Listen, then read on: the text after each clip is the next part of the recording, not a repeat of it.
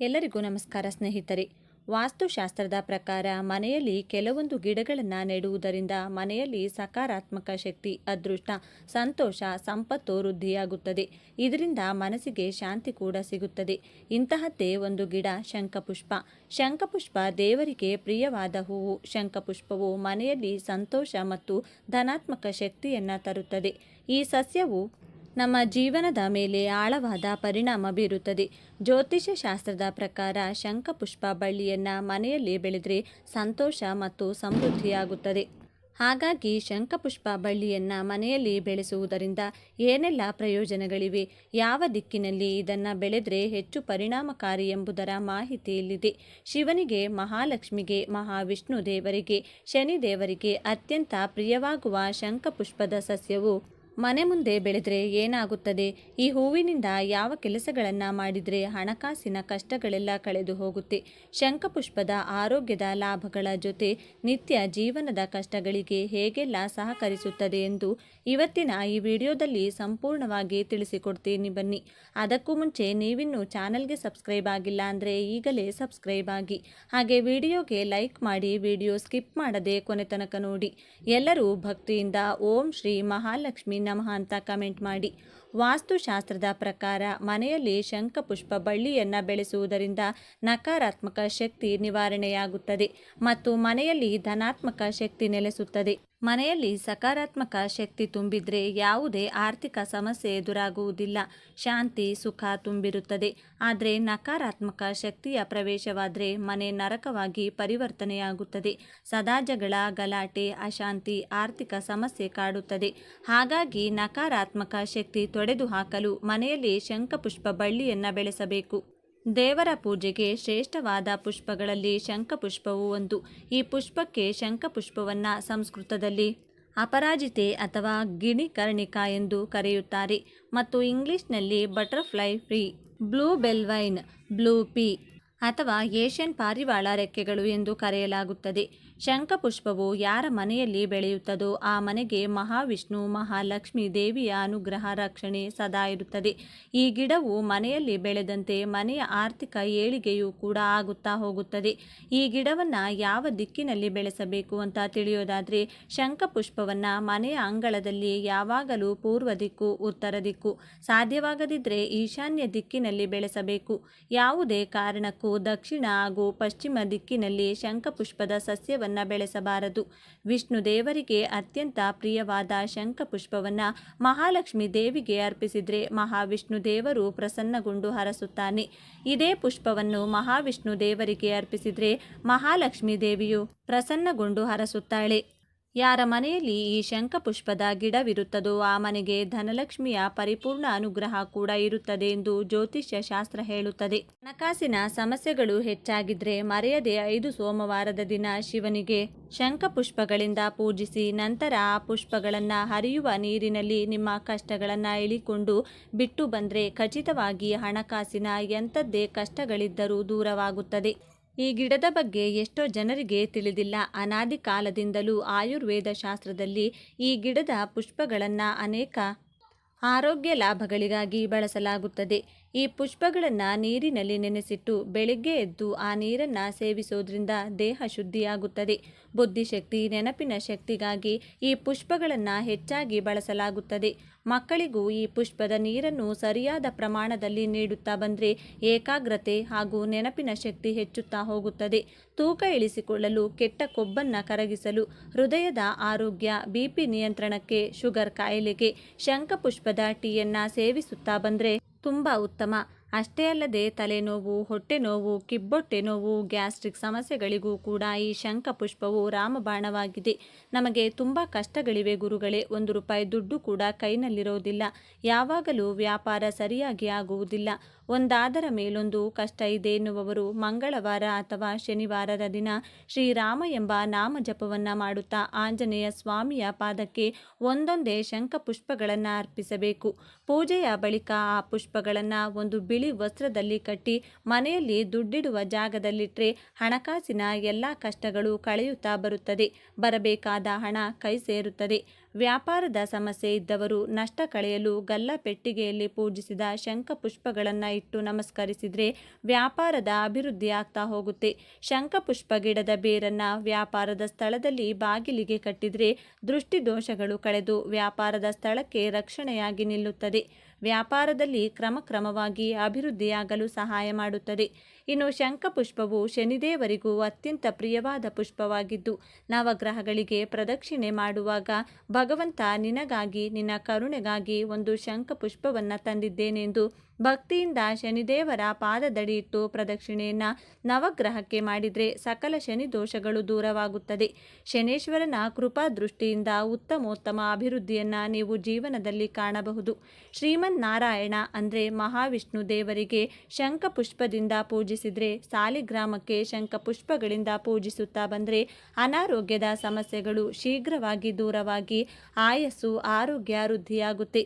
ರಾಜಕೀಯ ರಂಗದಲ್ಲಿರುವವರು ಗಣೇಶನ ಮುಂದೆ ಒಂದು ಶಂಖಪುಷ್ಪವನ್ನು ಇಟ್ಟು ಹೋದರೆ ರಾಜಕೀಯ ರಂಗದಲ್ಲಿ ನಿತ್ಯ ಯಶಸ್ಸು ಪ್ರಾಪ್ತಿಯಾಗುತ್ತೆ. ಇನ್ನು ಸರ್ವ ಕಾರ್ಯದಲ್ಲೂ ಯಶಸ್ಸು ಸಿಗಬೇಕು, ಪ್ರತಿನಿತ್ಯ ಮಾಡುವ ಕೆಲಸದಲ್ಲಿ ನೆಮ್ಮದಿ ಹಾಗೂ ಏಳಿಗೆ ಆಗ್ತಾ ಹೋಗಬೇಕು ಅನ್ನೋದಾದರೆ ಗಣೇಶನಿಗೆ ಶಂಖಪುಷ್ಪಗಳಿಂದ ಪೂಜೆಯನ್ನು ಮಾಡ್ತಾ ಬರಬೇಕು.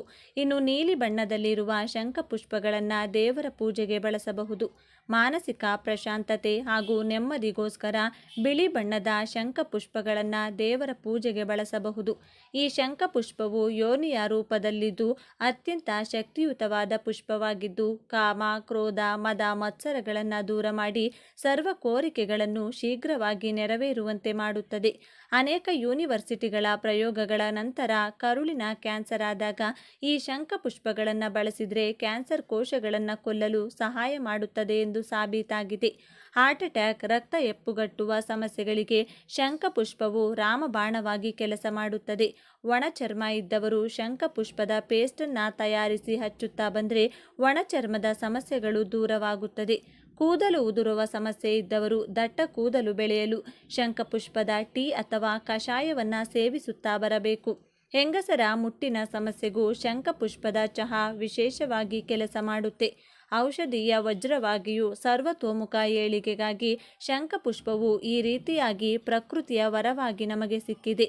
ಶಂಖಪುಷ್ಪ ಹೂವಿನ ಪ್ರಯೋಜನಗಳು.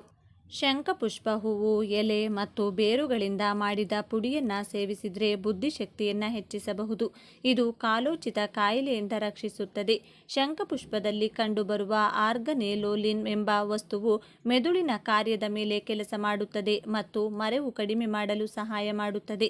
ಇದು ನಿದ್ರಾಹೀನತೆ ಮತ್ತು ಖಿನ್ನತೆಯಂಥ ಸಮಸ್ಯೆಗಳಿಗೆ ಚೆನ್ನಾಗಿ ಕೆಲಸ ಮಾಡುತ್ತದೆ.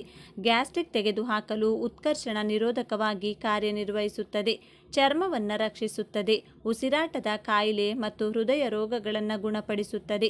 ಮೂಗೇಟುಗಳು ಮತ್ತು ಮೂಳೆ ಊದಿಕೊಂಡಾಗ ಶಂಖಪುಷ್ಪದ ಎಲೆಯ ರಸವನ್ನು ಹಾಕಿ ಇದರಿಂದ ಊತ ಕಡಿಮೆಯಾಗುತ್ತದೆ.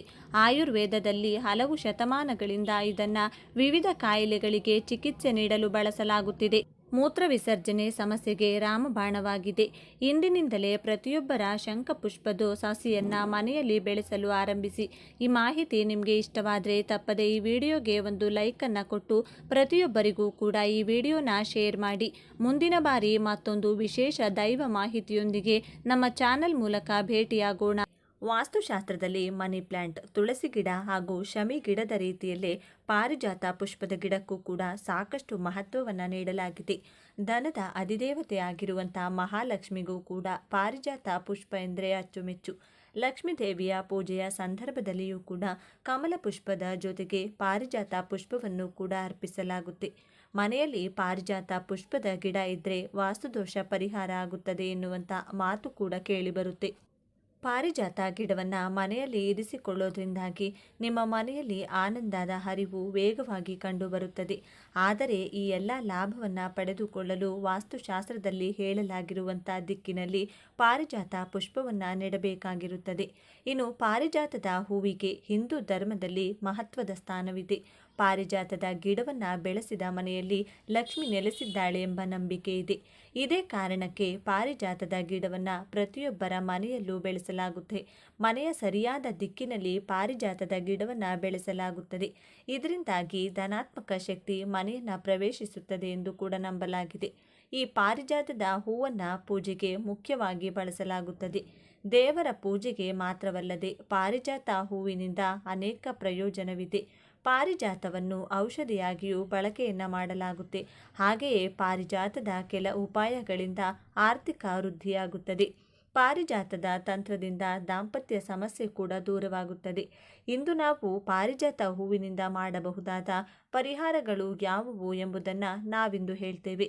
ಅದಕ್ಕೂ ಮುನ್ನ ನೀವಿನ್ನು ಚಾನಲ್ಗೆ ಸಬ್ಸ್ಕ್ರೈಬ್ ಆಗಿಲ್ಲ ಅಂದರೆ ಈಗಲೇ ಸಬ್ಸ್ಕ್ರೈಬ್ ಆಗಿ, ಹಾಗೆ ವಿಡಿಯೋಗೆ ಲೈಕ್ ಮಾಡಿ, ವಿಡಿಯೋ ಸ್ಕಿಪ್ ಮಾಡದೆ ಕೊನೆ ತನಕ ನೋಡಿ. ಎಲ್ಲರೂ ಭಕ್ತಿಯಿಂದ ಓಂ ಮಹಾಲಕ್ಷ್ಮಿ ನಮಃ ಅಂತ ಕಮೆಂಟ್ ಮಾಡಿ. ಸಮುದ್ರ ಮಂಥನದ ವೇಳೆ ಪಾರಿಜಾತದ ಹೂ ಬಂತು ಎಂಬ ನಂಬಿಕೆ ಇದೆ. ಲಕ್ಷ್ಮಿಗಿಂತ ಮೊದಲು ಬಂದ ಪಾರಿಜಾತದ ಹೂವನ್ನು ಪರಮ ಪವಿತ್ರ ಹೂವೆಂದು ಭಾವಿಸಲಾಗುತ್ತದೆ. ದೇವರ ಪೂಜೆಗೆ ಇದನ್ನು ಬಳಸೋದ್ರಿಂದ ದೇವರ ಕೃಪೆಗೆ ಪಾತ್ರರಾಗಬಹುದು. ಹಾಗೆ ಮದುವೆ, ಆರ್ಥಿಕ ಸಮಸ್ಯೆ ಸೇರಿದಂತೆ ಅನೇಕ ಸಂಕಷ್ಟಕ್ಕೆ ಇದರಲ್ಲಿ ಪರಿಹಾರವಿದೆ.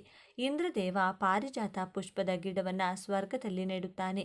ಪುರಾಣ ಗ್ರಂಥಗಳ ಪ್ರಕಾರ ಇದು ಚಿರಯೌವನ ಹಾಗೂ ದೀರ್ಘಾಯುಷ್ಯವನ್ನು ನೀಡುತ್ತದೆ.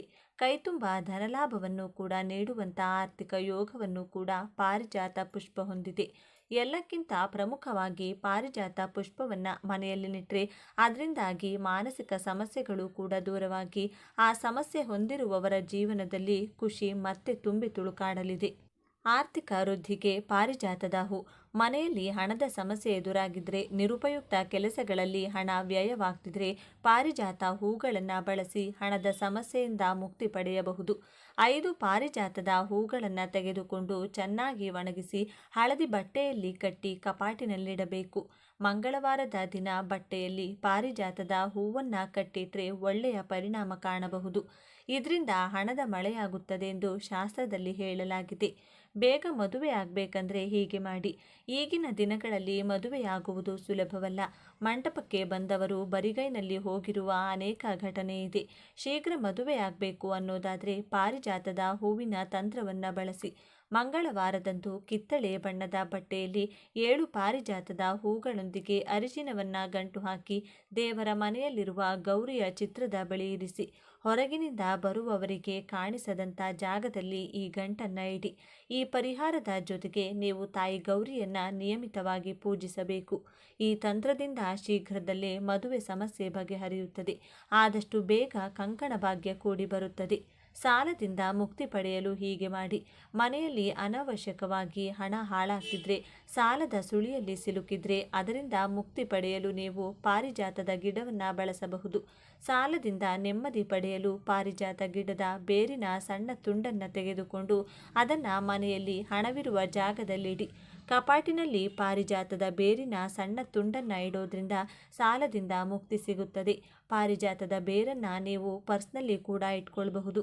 ಹೀಗೆ ಮಾಡೋದ್ರಿಂದಲೂ ನೀವು ಸಾಲದ ಹೊರೆಯಿಂದ ಹೊರಗೆ ಬರಬಹುದು. ಒಳ್ಳೆಯ ಉದ್ಯೋಗಕ್ಕೆ ಪಾರಿಜಾತದ ತಂತ್ರ. ಉದ್ಯೋಗ ಹುಡುಕುತ್ತಿದ್ರೆ ಮತ್ತು ಕಷ್ಟಪಟ್ಟು ಕೆಲಸ ಮಾಡ್ತಿದ್ರೂ ಯಶಸ್ಸು ಸಿಗದಿದ್ರೆ ಮಂಗಳವಾರದಂದು ಕೆಂಪು ಬಟ್ಟೆಯಲ್ಲಿ ಪಾರಿಜಾತದ ಹೂಗಳನ್ನು ದೇವಸ್ಥಾನದಲ್ಲಿರುವ ಲಕ್ಷ್ಮೀ ದೇವಿಯ ಚಿತ್ರದ ಬಳಿ ಇಡಿ. ಇದರಿಂದ ಶೀಘ್ರವೇ ನಿಮಗೆ ಕೆಲಸ ಲಭಿಸುತ್ತದೆ. ಕೆಲಸದಲ್ಲಿ ಯಶಸ್ಸು ಸಿಗುತ್ತದೆ. ರೋಗಗಳಿಂದ ದೂರವಿರಲು ಪಾರಿಜಾತದ ಉಪಾಯ. ದೇವಾಲಯದ ಸುತ್ತಲೂ ಪಾರಿಜಾತದ ಗಿಡವನ್ನು ಬೆಳೆಸಿದರೆ ಮನೆಯಲ್ಲಿ ಸಕಾರಾತ್ಮಕ ಶಕ್ತಿ ನೆಲೆಸುವುದಿಲ್ಲ. ರೋಗದಿಂದ ದೇಹ ದೂರವಿರುವುದಿಲ್ಲ. ಮಂಗಳವಾರ ಹನುಮಂತನ ದೇವಸ್ಥಾನದ ಸುತ್ತಲೂ ಈ ಗಿಡವನ್ನು ನೆಡುವುದು ಹೆಚ್ಚು ಮಂಗಳಕರವೆಂದು ಪರಿಗಣಿಸಲಾಗಿದೆ.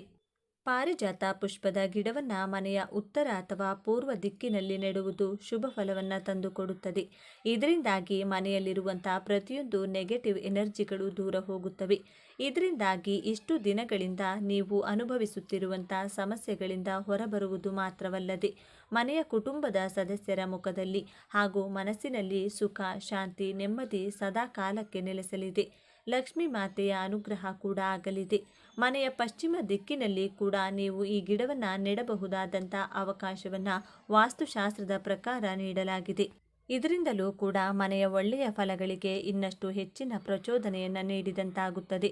ಇನ್ನು ಎಲ್ಲಕ್ಕಿಂತ ಪ್ರಮುಖವಾಗಿ ಮನೆಯ ದೇವಸ್ಥಾನದ ಬಳಿಯಲ್ಲಿ ಪಾರಿಜಾತ ಪುಷ್ಪವನ್ನು ಇಡುವುದು ಕೂಡ ಸಾಕಷ್ಟು ಲಾಭದಾಯಕ ವಿಚಾರ ಎಂಬುದಾಗಿ ವಾಸ್ತುಶಾಸ್ತ್ರ ಹೇಳುತ್ತದೆ.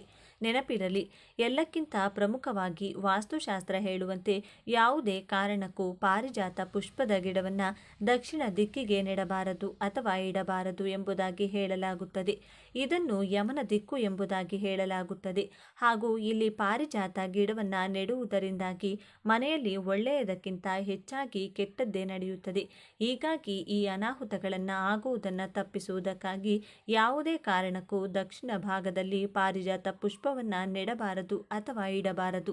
ಒಟ್ಟಾರೆಯಾಗಿ ಪಾರಿಜಾತವನ್ನು ಸೂಕ್ತ ಜಾಗದಲ್ಲಿಟ್ಟು ಅಥವಾ ನೆಟ್ಟು ಬೆಳೆಸಿ ಮತ್ತು ಅದೃಷ್ಟವನ್ನು ನಿಮ್ಮ ಮನೆಯ ಪ್ರಾಂಗಣದಲ್ಲಿಯೇ ಇಟ್ಟುಕೊಳ್ಳಿ. ಇನ್ನು ಪಾರಿಜಾತ ಗಿಡದ ಕಾಂಡ, ಅದರ ಎಲೆಗಳ ಜೊತೆಗೆ ಹೂವು ಕೂಡ ಔಷಧೀಯ ಗುಣಗಳನ್ನು ಹೊಂದಿದೆ. ಪಾರಿಜಾತ ಹೂಗಳು ಕಣ್ಣುಗಳ ಸಮಸ್ಯೆ, ಜೀರ್ಣಕ್ರಿಯೆ ಸಮಸ್ಯೆಯನ್ನು ನಿವಾರಿಸುತ್ತದೆ. ಪಾರಿಜಾತದ ಎಲೆ ಕೆಮ್ಮಿನಿಂದ ಮುಕ್ತಿ ನೀಡುತ್ತದೆ. ಪಾರಿಜಾತದ ಗಿಡದ ಎಲೆಗಳು ಆಯುರ್ವೇದದಲ್ಲಿ ಮಹತ್ವದ ಸ್ಥಾನ ಪಡೆದಿದೆ. ಇದರ ಎಲೆಗಳು ಕೆಮ್ಮನ್ನು ಕಡಿಮೆ ಮಾಡುತ್ತದೆ. ಕುದಿಯುವ ನೀರಿಗೆ ಇದರ ಎಲೆಗಳನ್ನು ಹಾಕಿ ಕುಡಿಯುವುದು ಉತ್ತಮ. ಇನ್ನು ಪಾರಿಜಾತದ ಗಿಡದ ತೊಗಟೆಯನ್ನು ಪುಡಿ ಮಾಡಿ ನೀರಿನಲ್ಲಿ ಬೆರೆಸಿ ಕುಡಿಯೋದ್ರಿಂದಲೂ ಕೆಮ್ಮು ದೂರವಾಗುತ್ತದೆ. ಮೂಗಿನ ರಕ್ತಸ್ರಾವದ ಸಮಸ್ಯೆಗೆ ರಾಮಬಾಣ. ಕೆಲವರಿಗೆ ಮೂಗಿನಲ್ಲಿ ರಕ್ತಸ್ರಾವವಾಗುವ ಕಾಯಿಲೆ ಇರುತ್ತೆ. ಅಂಥವರು ಪಾರಿಜಾತವನ್ನು ಬಳಸಬಹುದು. ಈ ಸಸ್ಯದ ಎಲೆಯನ್ನು ಬಾಯಲ್ಲಿ ಇಟ್ಕೊಂಡು ಅಗೆಯಿರಿ. ಅದು ಮೂಗು, ಕಿವಿ, ಗಂಟಲು ಇತ್ಯಾದಿಗಳಿಂದ ಹೊರಬರುವ ರಕ್ತವನ್ನು ನಿಲ್ಲಿಸುತ್ತದೆ. ಹೊಟ್ಟೆಯ ಹುಳುಗಳನ್ನು ತೊಡೆದು ಹಾಕುತ್ತದೆ. ಮಕ್ಕಳಿಂದ ಹಿಡಿದು ವಯಸ್ಕರವರೆಗೆ ಎಲ್ಲರಲ್ಲಿಯೂ ಹೊಟ್ಟೆ ಹುಳು ಸಮಸ್ಯೆ ಇರುತ್ತದೆ. ಹೀಗಾಗಿ ಅಂಥವರು ಪಾರಿಜಾತದ ಎಲೆಗಳನ್ನು ತಂದು ಅದರ ರಸ ತೆಗೆದು ಸಕ್ಕರೆಯೊಂದಿಗೆ ಬೆರೆಸಿ ಸೇವಿಸೋದ್ರಿಂದ ಹೊಟ್ಟೆ ಹುಳು ದೂರವಾಗುತ್ತದೆ. ಪಾರಿಜಾತ ಹೊಟ್ಟೆ ಮತ್ತು ಕರುಳಿನಲ್ಲಿನ ಹಾನಿಕಾರಕ ಹುಳುಗಳನ್ನು ಕೊಲ್ಲುತ್ತದೆ. ಮೂತ್ರ ವಿಸರ್ಜನೆ ಸಮಸ್ಯೆಗೆ ಪರಿಹಾರ ನೀಡುತ್ತದೆ. ಕೆಲವು ಜನರಿಗೆ ಆಗಾಗ್ಗೆ ಮೂತ್ರ ವಿಸರ್ಜನೆ ಆಗುವ ಸಮಸ್ಯೆ ಇರುತ್ತೆ. ಅಂಥವರು ಪಾರಿಜಾತ ಗಿಡದ ಕಾಂಡ, ಎಲೆಗಳು, ಬೇರು ಮತ್ತು ಹೂವುಗಳಿಂದ ಕಷಾಯ ಮಾಡಿ ಕುಡಿಯುವುದು ಉತ್ತಮ. ಪಾರಿಜಾತದಿಂದ ತಯಾರಿಸಿದ ಕಷಾಯವನ್ನು 10ರಿಂದ 30 ಮಿಲಿ ಪ್ರಮಾಣದಲ್ಲಿ ಸೇವಿಸಿ. ಇದು ಮೂತ್ರ ವಿಸರ್ಜನೆಯ ಸಮಸ್ಯೆಗಳನ್ನು ತೊಡೆದು ಹಾಕುವಲ್ಲಿ ಪರಿಣಾಮಕಾರಿಯಾಗಿದೆ. ಗಾಯಗಳನ್ನು ಗುಣಪಡಿಸುತ್ತದೆ. ಔಷಧೀಯ ಗುಣಗಳಿಂದ ಕೂಡಿದ ಪಾರಿಜಾತ ಗಿಡವು ಶೀಘ್ರದಲ್ಲೇ ಗಾಯಗಳನ್ನು ಗುಣಪಡಿಸುತ್ತದೆ.